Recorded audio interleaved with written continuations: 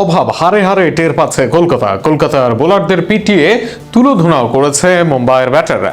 যে সময় কলকাতা ফিজের অভাব টের পাচ্ছিল, ঠিক একই সময় কবজির জাদুতে পিএসএল এ উইকেট তুলে নিয়ে ইতিহাস গড়েছেন মুস্তাফিজ। আমিরকে টপকে ইতিহাসের সবচেয়ে সফল বাঁহাতি পেসার বনে গেছেন তিনি। কলকাতার ভরাডুবি আর ফিজের দুর্দান্ত রেকর্ড করা নিয়ে থাকছে প্রতিবেদন। কারো পৌষ মাস, কারো সর্বনাশ। টি-20 ক্রিকেটে 4 ওভার বল করে পিএসএল এ গতকাল যখন 20 রান দিয়ে 1 উইকেট তুলে নিলেন ফিজ, তখন 2 শতাধিক রান টার্গেট দিয়েও পাত্তাই পায়নি কলকাতার বোলাররা।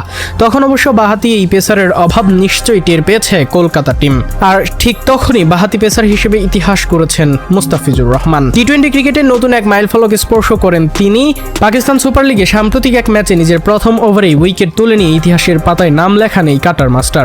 ওই উইকেটের মাধ্যমেই তিনি ছাড়িয়ে যান পাকিস্তানের অভিজ্ঞ পেসার মোহাম্মদ আমিরকে এবং টি-20 ইতিহাসে সর্বোচ্চ উইকেট নেওয়া বাঁহাতি পেসার হিসেবে শীর্ষে উঠে আসেন তিনি। মুস্তাফিজুর রহমানের মোট উইকেট সংখ্যা এখন 414, যা তাকে এনে দিয়েছে একক শীর্ষস্থান।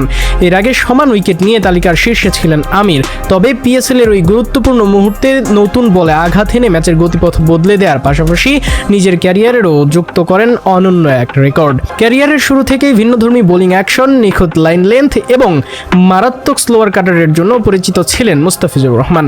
বিশেষ করে ডেথ ওভারে তার কার্যকারিতা তাকে বিশ্বের অন্যতম সেরা টি-20 বোলারে পরিণত করেছে।